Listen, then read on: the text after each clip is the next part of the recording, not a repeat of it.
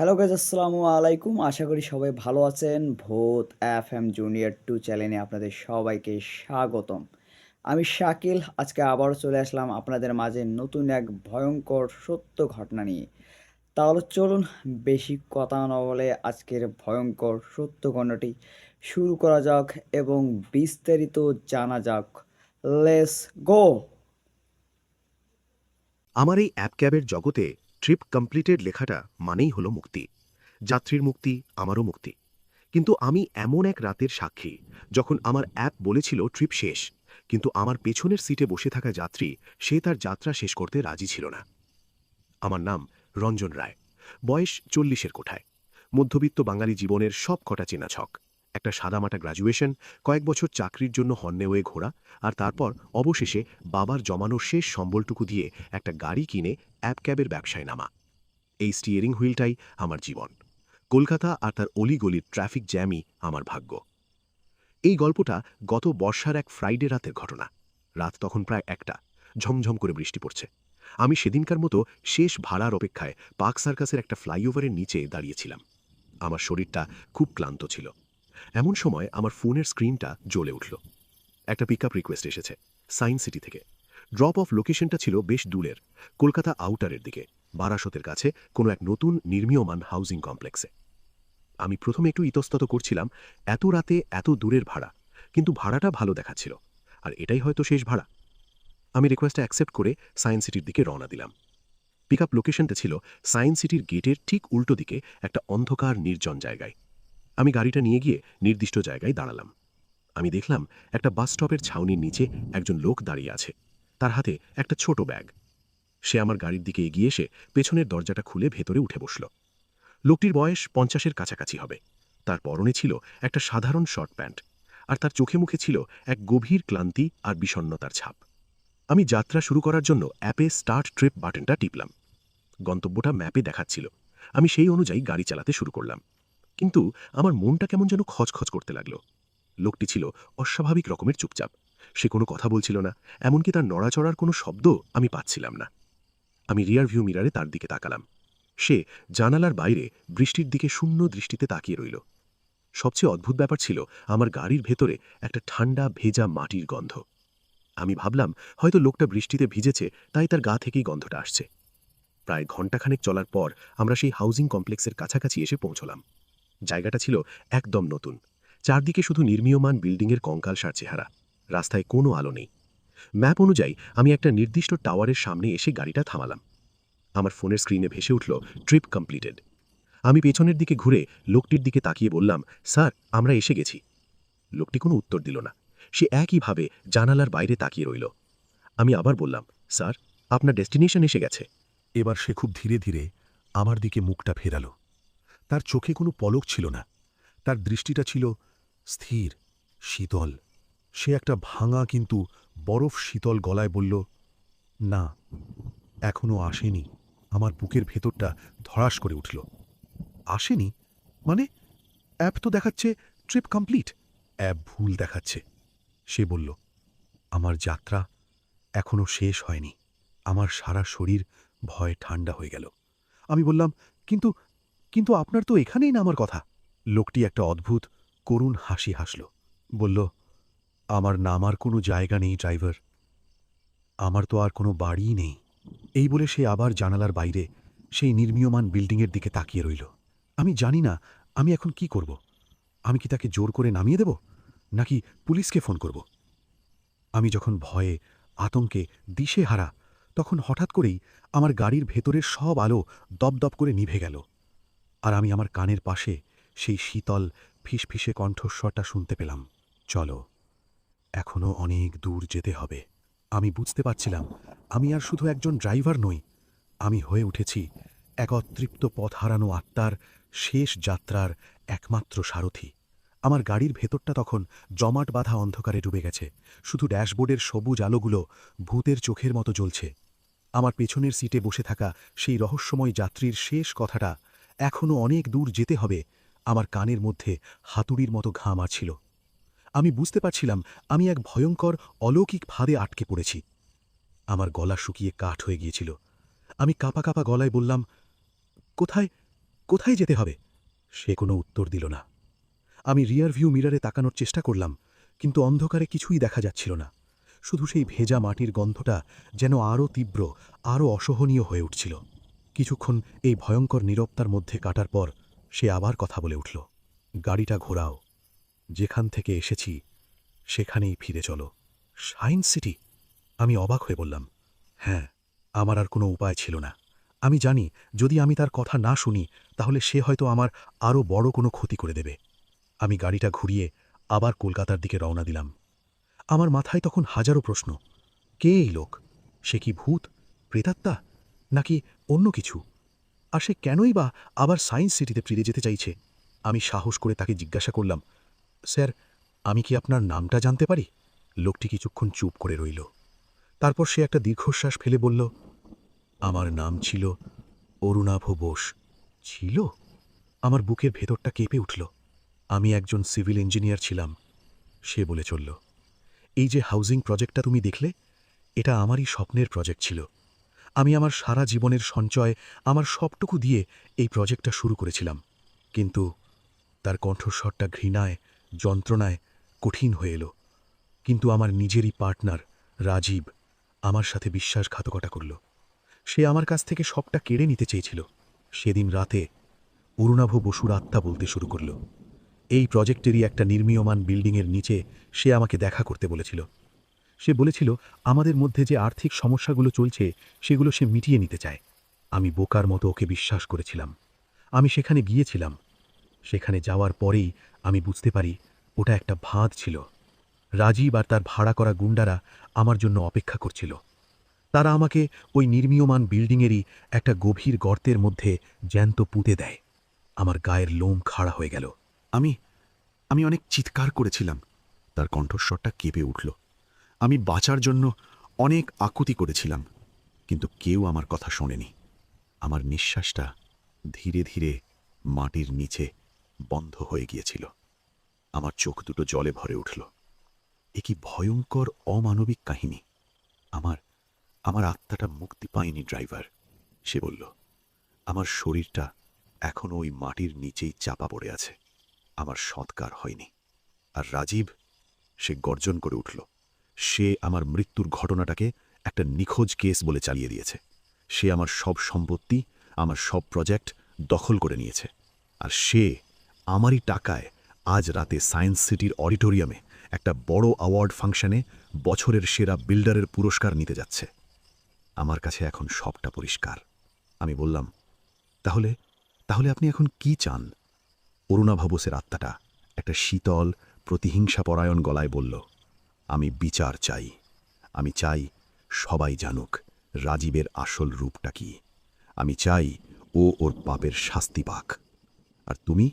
সে আমার দিকে তাকালো। তুমিই আমাকে সাহায্য করবে। আমি আমি কিভাবে করব? তোমাকে শুধু আমাকে নিয়ে সেই অ্যাওয়ার্ড ফাংশনে পৌঁছতে হবে। বাকি কাজটা আমিই করে নেব। আমি জানি না আমি কিসের মধ্যে জড়িয়ে পড়ছিলাম। আমি এক অতৃপ্ত, প্রতিহিংসাপরায়ণ আত্মার প্রতিশোধের হাতিয়ার হয়ে উঠছিলাম। আমরা যখন সায়েন্স সিটির কাছাকাছি এসে পৌঁছলাম, তখন আমি দেখলাম সায়েন্স সিটির পুরো এলাকাটা আলোয় ঝলমল করছে। অনেক দামি দামি গাড়ি এসে দাঁড়াচ্ছে। স্যুট বুট পরা বড় বড় লোকেরা অডিটোরিয়ামের ভেতরে ঢুকছে। অরুণাভ বোসের আত্মা বলল, গাড়িটা পেছনের দিকের গেটের কাছে অন্ধকারে লুকিয়ে রাখো। আমি তার কথা মতো গাড়িটা একটা গাছের আড়ালে পার্ক করলাম। সে বলল, এবার তুমি এখানেই অপেক্ষা করো। আমার কাজ শেষ হলেই আমি ফিরে আসব, আর তারপর আমি তোমাকে মুক্তি দিয়ে দেব। এই বলে তার ছায়াময় কিন্তু দৃঢ় শরীরটা আমার গাড়ির বন্ধ দরজা ভেদ করে বাইরে বেরিয়ে গেল এবং সেই অ্যাওয়ার্ড ফাংশনের বিল্ডিংয়ের দিকে হেঁটে যেতে লাগল। আমি স্তব্ধ হয়ে তার সেই অদৃশ্য প্রতিহিংসার যাত্রার দিকে তাকিয়ে রইলাম। আমি জানি না ওই বিল্ডিংয়ের ভেতরে আজ রাতে কি হতে চলেছে। আমি শুধু জানি, আজ এই সায়েন্স সিটির মঞ্চে শুধু পুরস্কারই বিতরণ হবে না, আজ হবে এক ভয়ঙ্কর পাপের বিচারও। অরুণাভ বোসের আত্মাটা সায়েন্স সিটির সেই জমকালো বিল্ডিংটার ভেতরে মিলিয়ে যাওয়ার পর আমি গাড়ির ভেতরে একা বসেছিলাম। আমার অবস্থা তখন খাঁচায় ভরা বাঘের মতো। আমি একই সাথে ভয়, উত্তেজনা আর এক অদ্ভুত কৌতূহলে ছটফট করছিলাম। আমি জানি আমার এখানে থাকাটা নিরাপদ নয়, কিন্তু আমি চলেও যেতে পারছিলাম না। আমার মনটা জানতে চাইছিল এরপর কি হবে। আমি প্রায় আধ ঘন্টা ধরে অপেক্ষা করছিলাম। আমার গাড়ির ভেতরটা ছিল নিস্তব্ধ। শুধু বাইরে থেকে ভেসে আসছিল অ্যাওয়ার্ড ফাংশনের ক্ষীণ সঙ্গীতের সুর আর মানুষের হাসির শব্দ। হঠাৎ করেই সেই হাসির শব্দ, সেই সঙ্গীতের সুর থেমে গেল। তার জায়গায় আমি শুনতে পেলাম অডিটোরিয়ামের ভেতর থেকে অনেকগুলো মানুষের সম্মিলিত ভয়ার্ত চিৎকারের আওয়াজ। আমার বুকের ভেতরটা কেঁপে উঠল। আমি বুঝলাম খেলা শুরু হয়ে গেছে। অরুণাভ বোসের আত্মা তার কাজ শুরু করে দিয়েছে। আমি আর নিজেকে সামলাতে পারলাম না। আমি খুব সন্তর্পণে গাড়ি থেকে নেমে বিল্ডিংটার পেছনের দিকের একটা জানালার কাছে গিয়ে দাঁড়ালাম। জানালাটা ছিল বেশ উঁচুতে। আমি কোনো মতে একটা পাইপ ধরে উপরে উঠে ভেতরে উকি মারলাম। আমি যা দেখলাম তার জন্য আমি প্রস্তুত ছিলাম না। বিশাল ঝলমলে অডিটোরিয়াম, মঞ্চের ওপর অ্যাওয়ার্ড হাতে নিয়ে দাঁড়িয়ে আছে রাজীব। তার মুখে ছিল বিজয়ীর হাসি, কিন্তু তার চারপাশের পরিবেশটা ছিল নরকের মতো। অডিটোরিয়ামের সমস্ত আলো দপদপ করে জ্বলছে, নিভছে। দামি ঝাড়বাতিগুলো প্রবলভাবে দুলছে। মাইক থেকে বেরিয়ে আসছে ভয়ঙ্কর ঘর ঘরে আওয়াজ। আর দর্শকরা, তারা সবাই ভয়ে আতঙ্কে দিশেহারা হয়ে যে যেদিকে পারছে দৌড়ানোর চেষ্টা করছে, কিন্তু তারা পারছে না। অডিটোরিয়ামের সব দরজা জানালা নিজে থেকেই সজোরে বন্ধ হয়ে গেছে। আমি দেখলাম মঞ্চের ওপর রাজীবের ঠিক পিছনে অরুণাভ বোসের সেই ছায়াময় ক্রুদ্ধ আত্মাটা দাঁড়িয়ে আছে। সে তার ছায়াময় হাতটা রাজীবের কাঁধের ওপর রেখেছে। রাজীব ভয়ে আতঙ্কে কাঁপতে কাঁপতে মাটিতে বসে পড়েছে। সে পাগলের মতো চিৎকার করছে, ছেড়ে দে, আমাকে ছেড়ে দে, আমি আমি কিচ্ছু করিনি। অরুণাভ বোসের আত্মা একটা শীতল প্রতিধ্বনিত গলায় কথা বলে উঠল। তার কণ্ঠস্বরটা মাইকের মাধ্যমে পুরো অডিটোরিয়ামে মেঘের গর্জনের মতো ছড়িয়ে পড়ছিল। সে বলল, কিছু করিসনি রাজীব। তুই আমার স্বপ্ন, আমার বিশ্বাস, আমার জীবন সব কিছু কেড়ে নিয়েছিস, আর আজ আমি তোর কাছ থেকে তোর সব কিছু কেড়ে নেব। এই বলে সে তার আরেক হাতটা প্রজেক্টরের স্ক্রিনের দিকে বাড়াল। সাথে সাথেই সেই সাদা স্ক্রিনের ওপর ফুটে উঠতে লাগলো এক ভয়ঙ্কর অলৌকিক দৃশ্য। ফুটে উঠতে লাগলো সেই রাতের ঘটনা, কিভাবে রাজীব আর তার গুন্ডারা অরুণাভকে সেই নির্মীয়মান বিল্ডিংয়ের নিচে জ্যান্ত পুঁতে দিয়েছিল। পুরো অডিটোরিয়ামের লোকেরা স্তব্ধ হয়ে সেই ভয়ঙ্কর লাইভ ফুটেজ দেখছিল। রাজীবের পাপের, তার নিষ্ঠুরতার অকাট্য প্রমাণ। আমি যখন সেই ভয়ঙ্কর দৃশ্য দেখে প্রায় জমে গেছি, তখন হঠাৎ করেই আমার কাঁধে একটা ভারী হাতের স্পর্শ আমি অনুভব করলাম।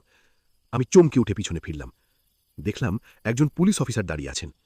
তিনি আমার দিকে তীক্ষ্ণ সন্দিগ্ধ চোখে তাকিয়ে বললেন, তুমি কে? এখানে কি করছো? আমি ভয়ে আতঙ্কে প্রায় জ্ঞান হারানোর উপক্রম। আমি জানি আমি এখন ধরা পড়ে গেছি। আমি বুঝতে পারছিলাম আমি শুধু এক প্রেতাত্মার প্রতিশোধেরই সাক্ষী নই, আমি এখন এক জীবন্ত আইনি জটিলতার মধ্যেও জড়িয়ে পড়তে চলেছি। সেই পুলিশ অফিসারের আকস্মিক আবির্ভাবে আমার আত্মারাম খাঁচা ছাড়া হওয়ার জোগাড়। আমি ভেবেছিলাম আমার খেলা বুঝি এখানেই শেষ। আমি এখন খুনের সাক্ষী হিসেবে এক অন্তহীন পুলিশি জেরার মধ্যে পড়তে চলেছি। কিন্তু ঠিক সেই মুহূর্তে অডিটোরিয়ামের ভেতর থেকে একটা প্রচণ্ড বিস্ফোরণের মতো শব্দ হলো, আর তার সাথে সমস্ত আলো নিভে গিয়ে চারপাশটা জমাট বাঁধা অন্ধকারে ডুবে গেল। মানুষের ভয়ার্থ আর্তনাদ আরও তীব্র হয়ে উঠল। পুলিশ অফিসারটি আর আমার দিকে মনোযোগ দেওয়ার সুযোগ পেলেন না। তিনি তার ওয়াকিটকিতে কিছু একটা নির্দেশ দিয়ে বিল্ডিংয়ের মূল ফটকের দিকে ছুটে গেলেন। আমি বুঝলাম এটাই আমার সুযোগ। আমি আর এক মুহূর্ত দেরি না করে পাইপ বেয়ে নিচে নেমে আমার গাড়ির দিকে দৌড় লাগালাম। আমার মাথায় তখন একটাই চিন্তা, এখান থেকে পালাতে হবে। আমি যখন আমার গাড়ির দরজাটা খুলতে যাব, তখন আমার পেছনের সিটের দরজাটা নিজে থেকেই খুলে গেল। আমি দেখলাম অরুণাভ বোসের আত্মা আমার গাড়ির ভেতরে বসে আছে। আজ তার রূপে আর কোনো ক্রোধ বা প্রতিহিংসা ছিল না, ছিল এক গভীর শান্ত ক্লান্তি। সে আমার দিকে তাকিয়ে একটা মৃদু হাসি হেসে বলল, চলো ড্রাইভার, আমার কাজ শেষ, এবার আমাকে আমার শেষ ঠিকানায় পৌঁছে দাও। আমি কোনো কথা না বলে ড্রাইভিং সিটে উঠে বসলাম। আমি গাড়িটা স্টার্ট দিয়ে ঝড়ের মতো সেই অভিশপ্ত জায়গাটা থেকে বেরিয়ে এলাম। আমরা যখন আবার সেই ফাঁকা অন্ধকার হাইওয়েতে এসে পড়েছি, তখন আমি সাহস করে জিজ্ঞাসা করলাম, রাজীবের কি হলো? অরুণাভ বোসের আত্মা একটা দীর্ঘশ্বাস ফেলে বলল, ওর পাপের শাস্তি পেয়েছে। আমার দেখানো সেই দৃশ্য আর আমার দেওয়া সেই মানসিক আঘাতে ও চিরদিনের জন্য পাগল হয়ে গেছে। ওর বাকি জীবনটা এখন কোনো পাগলাগাড়ের অন্ধকার ঘরেই কাটবে। জীবন্ত থেকেও ও মৃতের মতো হয়ে থাকবে। আমি চুপ করে রইলাম। সে আবার বলল, ধন্যবাদ ড্রাইভার, তুমি না থাকলে আমি হয়তো কোনোদিনও এই বিচারটা পেতাম না। আমি বললাম, আমি কিছুই করিনি, যা করার আপনিই করেছেন। আমরা যখন আবার সেই বারাসতের সেই নির্মীয়মান হাউজিং কমপ্লেক্সের কাছে এসে পৌঁছলাম, তখন ভোরের প্রথম আলো সবে ফুটতে শুরু করেছে। অরুণাভ বোসের আত্মা সেই নির্দিষ্ট বিল্ডিংটার দিকে দেখিয়ে বলল, ওইখানে, ওই মাটির নিচেই আমার শরীরটা অপেক্ষা করছে, আমাকে ওখানেই নামিয়ে দাও। আমি গাড়িটা সেই বিল্ডিংটার সামনে থামালাম। সে আমার দিকে ফিরে শেষবারের মতো হাসল, বলল, তোমার একটা জিনিস আমার কাছে রয়ে গেছে। এই বলে সে তার ছায়াময় হাতটা বাড়িয়ে আমার হাতে একটা জিনিস তুলে দিল। আমার সেই রাতের ভাড়ার টাকা, কড়কড়ে নতুন নোট। আমি টাকাটা নিতে চাইনি, কিন্তু সে জোর করল। সে বলল, তুমি তোমার দায়িত্ব পালন করেছ ড্রাইভার, এবার আমার দায়িত্ব পালন করার পালা। বিদায় বন্ধু। এই বলে তার আত্মাটা আমার গাড়ির বন্ধ দরজা ভেদ করে বাইরে বেরিয়ে গেল এবং সেই নির্মীয়মান বিল্ডিংয়ের মাটির নিচে ধীরে ধীরে মিলিয়ে গেল। আমার গাড়ির ভেতরের সেই ঠান্ডা ভেজা মাটির গন্ধটাও তার সাথে সাথেই উধাও হয়ে গেল। আমি একা বসে রইলাম আমার গাড়ির ভেতরে, আমার হাতে ধরা এক প্রেতাত্মার দেওয়া তার শেষ ভাড়া। আমার চোখ দুটো জলে ভরে উঠল। আমি জানি আমার এই যাত্রা শেষ, কিন্তু আমি এটাও জানতাম যে এই রাতের কথা, এই অভিজ্ঞতার কথা আমি আমার জীবনের শেষ দিন পর্যন্ত ভুলতে পারব না। অরুণাভ বোসের আত্মার সেই অন্তিম বিদায়ের পর আমি বেশ কিছুক্ষণ সেই নির্মীয়মান বিল্ডিংটার সামনেই বসেছিলাম। ভোরের আলো তখন ধীরে ধীরে স্পষ্ট হয়ে উঠছে। আমার মনটা ছিল এক অদ্ভুত মিশ্র অনুভূতিতে ভরা। একদিকে ছিল এক গভীর বিষাদ, আর অন্যদিকে ছিল এক অন্যায়ের অবসানের স্বস্তি। আমি জানি আমাকে এখন কি করতে হবে। আমি আমার ফোনটা বের করে 100 ডায়াল করলাম। আমি পুলিশকে আমার পরিচয় গোপন করে একটা খবর দিলাম। আমি বললাম যে বারাসতের ওই নির্মীয়রান্ত হাউজিং কমপ্লেক্সের একটা নির্দিষ্ট বিল্ডিংয়ের নিচে একটা মৃতদেহ পোতা আছে। আমি জানি পুলিশ আসবে, তারা তদন্ত করবে, তারা অরুণাভ বোসের দেহটা খুঁজে বের করবে। সে তার শেষ কৃত্য পাবে, তার আত্মা সত্যিকারের শান্তি পাবে। আমি আর সেখানে দাঁড়ালাম না। আমি আমার গাড়িটা নিয়ে আমার বাড়ির দিকে রওনা দিলাম। আমার জীবনটা আবার আগের মতোই হয়ে গেল। সেই অ্যাপ ক্যাব, সেই যাত্রী, সেই ট্রাফিক জ্যাম। কিন্তু আমার ভেতরটা আর আগের মতো ছিল না। আমি এখন আর রাতের বেলা কোনো নির্জন রাস্তায় যেতে ভয় পাই না। আমার মনে হয় আমি যেন এক অদৃশ্য বর্ম পরে আছি, অরুণাভ বসুর বন্ধুত্বের বর্ম। মাঝে মাঝে যখন আমি রাতের বেলা কোনো ক্লান্ত বিষণ্ণ যাত্রীকে আমার গাড়িতে তুলি, তখন আমার অরুণাভ বসুর কথা মনে পড়ে। আমি তাদের সাথে গল্প করি, আমি তাদের কষ্টটা বোঝার চেষ্টা করি, কারণ আমি জানি প্রতিটা মানুষের পেছনেই একটা করে গল্প থাকে। কিছু গল্প আনন্দের, কিছু গল্প দুঃখের, আর কিছু গল্প আমার মতো কোনো এক সাধারণ ক্যাব ড্রাইভারের জন্য চিরদিনের মতো অপেক্ষা করে থাকে। সেই ঘটনার পর আমি আর কোনোদিনও কোনো অলৌকিক ঘটনার সম্মুখীন হইনি। আমার অ্যাপে আর কোনোদিনও ট্রিপ কমপ্লিটেড হওয়ার পরেও কোনো যাত্রী বসে থাকেনি। কিন্তু আমি জানি সে কোথাও যায়নি, সে আমার সাথেই আছে, আমার স্মৃতির পেছনের সিটে, আমার বিবেকের রিয়ার ভিউ মিরারে, চিরদিনের জন্য। তা গাইস, গল্পটা শুনলেন, কেমন লাগলো? আশা করি গল্পটা আপনাদের কাছে ভালো লেগেছে। যারা এরকম ভৌতিক গল্প শুনতে ভালোবাসেন তারা অবশ্যই আমার ভূত FM জুনিয়র 2 চ্যানেলটা সাবস্ক্রাইব করে পাশে দেখবেন। নেক্সট টাইম এর থেকেও ভয়ঙ্কর সত্য ঘটনা নিয়ে আপনাদের সামনে উপস্থিত হব। ততক্ষণ অবধি আপনারা ভালো থাকুন, সুস্থ থাকুন, ভূত FM জুনিয়র 2 চ্যানেলের সঙ্গে থাকুন। দেখা হবে পরবর্তী ভিডিওতে। আল্লাহ হাফেজ।